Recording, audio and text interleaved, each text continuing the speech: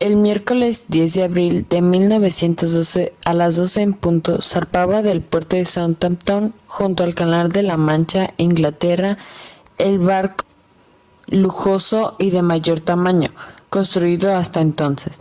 Se trataba del Titanic, sólido de los astilleros de Harland y Wolff de Belfast, Irlanda, habiendo sido votado el 31 de mayo de 1911. Este gigante de los mares era el fruto de la carrera que desde principios del siglo venía enfrentando al Reino Unido con Alemania por el dominio de los mares. Era el orgullo de su compañía propietaria de la White Star Line. Medía 269 metros de eslora y 28 de manga, y con un peso bruto de 46.328 toneladas. Desplazaba 66.000. Su potencia de cerca de 50.000 H.P. comunicaba fuerza de sus motores que disponían de 3 hélices y que gracias a sus 29 calderas, en los momentos más favorables, conseguía alcanzar una velocidad próxima a los 24 nudos. Su característica más peculiar estribaba en un doble fondo, dividido en 16 compartimentos estancos. Se le clasificó de insumergible. El 14 de abril, la noche estaba bastante despejada y tranquila, salvo una pequeña modificación en el rumbo.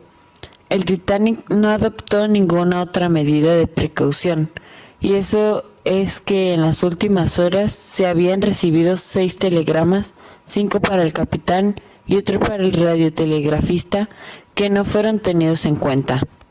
A las 11:40 de la noche del domingo, el vigía Flett vio un gran témpano a muy poca distancia de la proa. Inmediatamente dio la alarma con reiteración.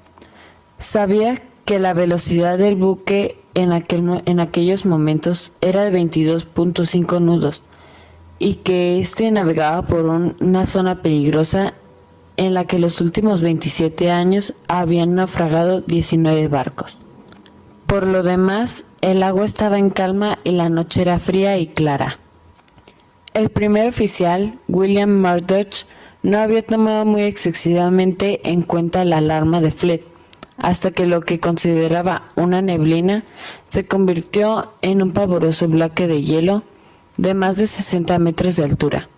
Rápidamente, el oficial hizo virar el buque ligeramente hacia babor, con lo que, si bien evitó una colisión frontal, hizo que alguna de las partes más afiladas del témpano rasgase el casco del Titanic, abriendo una brecha de cerca de 100 metros de longitud. Casi inmediatamente el paquebote detenía su marcha.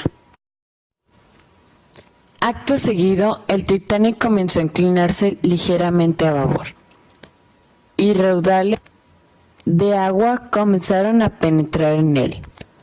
Pronto fue informado del accidente el ingeniero constructor del buque, Thomas Andrews, que viajaba en él y fue una de las víctimas del naufragio. El coloso podía mantenerse a flote con 4 compartimentos estancos anegados, pero no con 5. Quien vio de inmediato que la nave estaba perdida sin remisión. A las 12:05, cuando ya el agua alcanzaba la pista de squash, ordenó disponer los botes salvavidas y que se emitieran a la llamada de auxilio habitual en aquella época, CKD, junto con la recién adoptada y aún en vigor SOS, siendo tal vez la primera vez que se utilizó. La situación del buque en aquel momento era de 41 grados 46 norte y de 50 grados 14 oeste.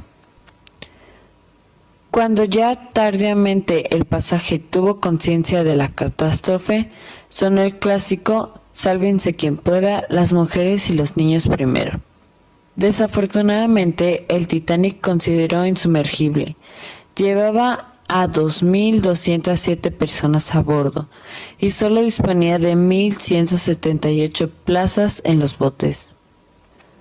Cundió el pánico y se sucedieron actos de bajeza inerraudables. La noche se saldó con 1.503 muertos, el 68% de los embarcados. El viaje inaugural del Titanic había traído la flor y nata de la sociedad británica y estadounidense. Entre sus más acaudaladas víctimas destacaban John Joseph Astor IV, reputado como el hombre más rico del mundo; Benjamin Guggenheim, conocido como el rey del cobre, el rey de los ferrocarriles; Charlie Hayes; Isidore Stratus, propietario de los mayores almacenes neoyorquinos; y el millonario español Víctor Peñasco. Se salvó el 98% de los pasajeros de primera clase, contra un 54.7% de las de tercera. Entre los hombres de primera se registró un 66% de supervivientes, contra solo un 29.4% de los niños de tercera. Era la noche del 14 de abril de 1912, sobre la cubierta del transatlántico Titanic. El marinero de guardia Frederick Fleet oteaba en la noche fría y serena. El transatlántico, el insumergible, la más grande y hermosa nave del mundo, avanzaba majestuosamente en la quinta noche de su viaje inaugural hacia Nueva York.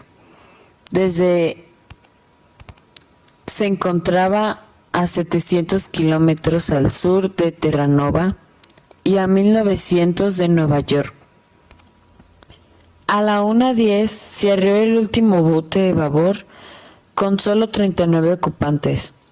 Algunos consiguieron asirse a tablas u otros improvisados flotadores, con la esperanza de ser recogidos por los botes o algún barco, pero el frío no tardó en acabar con ellos. Así murió el Titanic, el insumergible.